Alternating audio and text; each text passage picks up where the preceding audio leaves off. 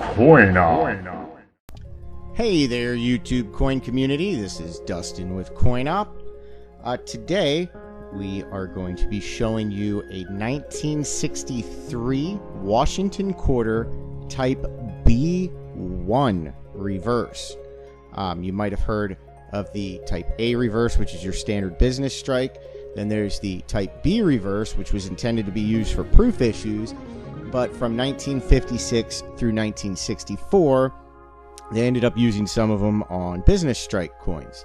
Now, what you're about to see is a new discovery piece. This one is, they are calling it a B1 reverse because the reverse is that of a proof, but it is still different than the other B reverse designs.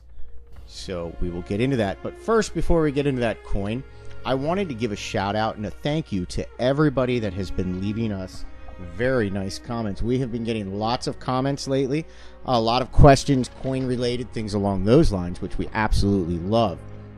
Now, I do try to do my best to keep up on everyone's comments. I do try to answer questions as fast as I can. So I do seriously thank everybody for their kind words. It's a really nice feeling when you go to respond to comments and just see so many positive comments. And then I got to tell you guys, every time one of you guys comment that I look like Jesus or make some kind of Jesus and coins comment, I laugh every time. I know I have long hair and a beard. I understand the reference, and it is pretty funny. I didn't screenshot it, but somebody even made a comment that I look like Christopher Lloyd and One Who Flew Over the Cuckoo's Nest. So that's the first time I'd ever heard that one. But thank you guys for all of your comments. Now, moving on, every time that I do one of these new discovery videos, typically the coin literally is fresh off the desk of John Wexler or right out of one of the grading companies after it left his office. When I do show you a new variety, it literally is a newly discovered variety that has been authenticated and attributed. And a lot of times, I get to show you those coins even before there's an article about them or they're in any kind of publication. To give you an example, did a video on the 1944 double die that Robert Lawson recently discovered. Well, that video we got to put out a month before one of John Wexler's articles on that very same coin hit Coin News and a few other magazines. So there are a few articles floating around about a coin that we posted a month prior to it being in any kind of publications. So it does help to stay tuned and subscribe to this channel because we will do our best to try and show you new varieties that are authenticated and are real. They're not just something like, ooh, floating design or whatever. It's not just some made-up eBay variety. It's a real variety, and you get to see it here first. So that's always cool. Now, moving on to this 1963 Type BA. If we take a look at this coin, first of all, you're going to see a few images of, the adverse and reverse, some of the blown-up images of it. Now, just so you guys do know, Robert Lawson found this one. There are 4 other known examples of this same variety. So there is a population of 5 currently on this discovery piece. The other 4 apparently are owned by Stanton. You guys would be very familiar with him through the Cherry Pickers series. He's one of the writers of Cherry Pickers, and also when you see FS in front of a double die, like FS 101 or whatever, that's 5 as Stanton numbers. So he's one of those guys. Anyhow, so there's a population of 5 of them out there. Now, when you are looking at the standard business strike reverse, one of the good markers to look for is in states, the E and S will be very, very, very close. So you'll see that the E and S are just about touching. They're really close. When you are looking at the business strike of the Type B reverse, which is the business strike that has the reverse of the proof for that year, you will notice a much wider gap between the E and S in United States, or in states. The gap will be much, much wider. Now, if you take a look at an actual proof minting, you'll see that the E and S are also very widely spaced, just like the Type B circulation strike. Now, when we move on to the discovery piece, you will see that the E and S, just like the Type B business strike and the regular proof strike, the E and S are very widely spaced. So keep in mind, a regular minting of this coin, a regular business strike, not the proof reverse, but a regular one, the E and S will almost be touching. Now, if we come over and we take a look at the A in dollar, you will see that the leaf, which, well, this can't really see it that well from this photo, but the tip of the A is not touching anything. We'll just put it that way. It's not touching anything. There's a leaf right above it that you can't really see that well in this photo, but it's clearly not touching that leaf. Now, if you go and you take a look, now keep in mind that is a circulation strike Type A. It's a regular business strike reverse. Now, if you move on to the Type B reverse, which would be on the business struck coin, but it's the proof reverse, you will see that the A in dollar and the leaf are touching on the business strike. You clearly see that they are touching. There's no separation there. They are touching. Now, if you want to compare that to an actual proof, you will see that it is virtually identical, except, of course, the proof has the nice cameo appearance to it. But you will see the A is also touching the leaf. And then we are going to move on to the Type B1. You will see that, once again, the A and the leaf are touching.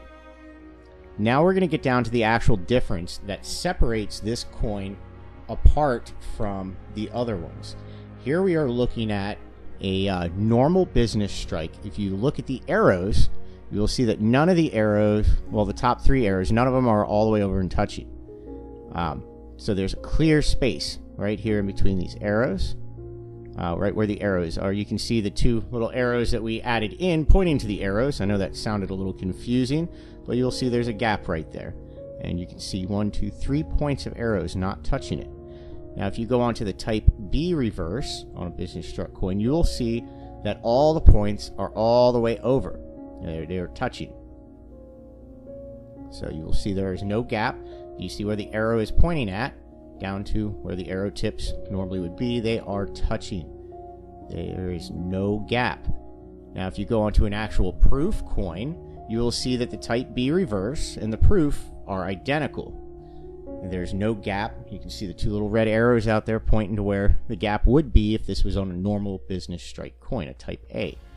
So now we are going to move on to the Type B1, and here is where the difference is. You will notice that the top two arrows are not touching.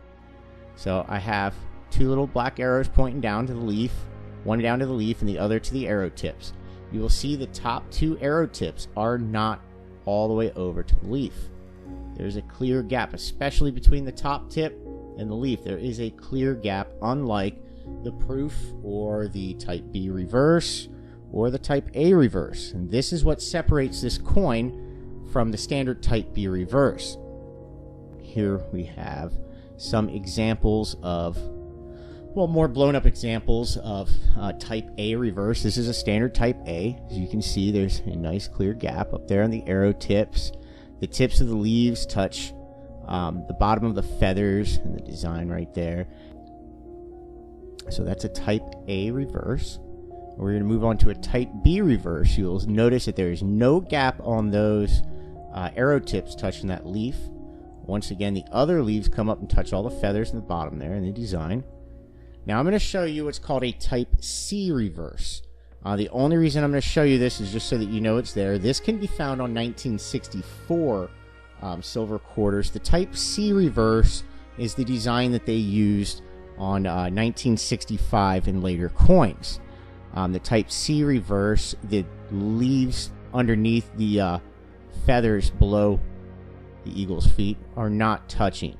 And once again, you can see there's 1, 2, 3 spaces between the arrow tips in the leaf.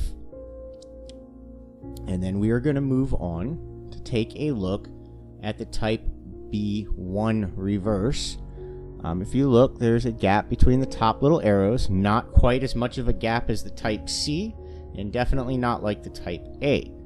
It does not match up with type B.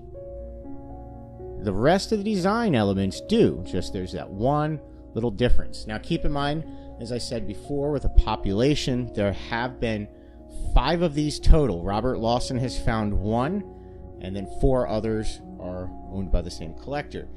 Now there is talk about a possibility of this discovery piece being featured in one of the cherry pickers, but that has not been confirmed.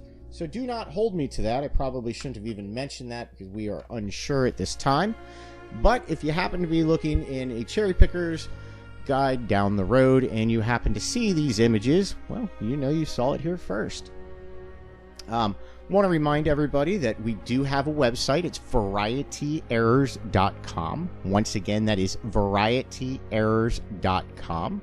Feel free to go to it at any time. We are constantly adding a lot more stuff to it. I mean, keep in mind, we've only had the website up for less than 2 weeks.